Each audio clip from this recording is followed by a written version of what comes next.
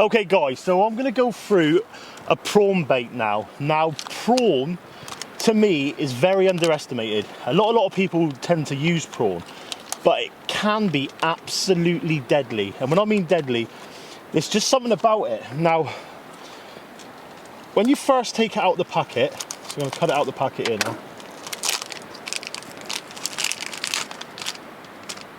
You think to yourself, what is it about it? What is so fascinating? I mean, it don't look like there's a lot of scent. It doesn't really smell of nothing. Having said that, it's some kind of hidden scent, I believe, which fish just home in on. Now, bass, smoothhound, rays, conger, bullets, you name it, they all eat prawn. Even like the smaller size, like the smaller prawns and stuff like that, fish home in on them. Now, these especially, once they've been in the water, they seem to release the scent. And you can tell, but at the moment I've got nothing on my hands. But when that comes back in, if it's not been obviously had a fish on it, I'll have like orange stuff all over my hands when I'm taking it off to put the next one on. And you can just see it's absolutely cracking bait. I mean, the smoothhounds absolutely love them. If you can't get crab, you can get hold of prawn. Definitely worth a try. But they're very easy and simple to use. There's a lot of people would play around with it and start cutting and snipping them. You can do if to make them a bit more aerodynamic, but to be honest, hook straight down through the back of its head like so.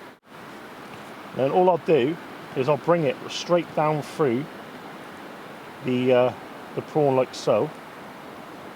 Bringing it right down through like that, right? And then what I tend to do now is I'll bring the hook down through. Bring the bait stop back up a little bit, then I'll turn it back on itself again. Okay, so I'll bring the thing. Most of the time I'd use a pennel hook to lock this bait into place, and then I'll bring that down through, and I like to bring it out through the bottom of the prawn like so. Okay, and as you can see, it comes back up now. The main thing with this, to make sure the hook is exposed. Okay, I've got a 3/0 there, and I've offset it, so the way with offsetting the hook, if you put a plain hook in a bit of paper and untie it to the line and pull it out, it'll come out straight away. You offset it on a hook and it acts the same as when it's being, obviously a fish picks it up. And it's, for me, I offset most of my hooks. Simple then is bait elastic. The most important bit with this is around the hook itself, okay?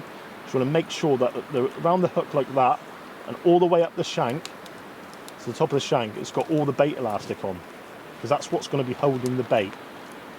Okay, I'll go a bit OTT with the prawn, but for good reason. The head, I'll start coming up to head now. Okay, I won't come all the way up, I'll come up around halfway up the head, just to leave all the bits and pieces to do its thing. Okay, and then I'll bring that right back down, like so.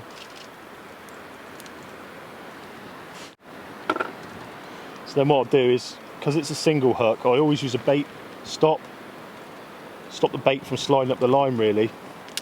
And then what I'll tend to do on these quite big prawn as well, is I'll cut just in behind the back of the hook, just to leave it a little bit there, but just to make it more aerodynamic really. If I think like that now, it's perfect really.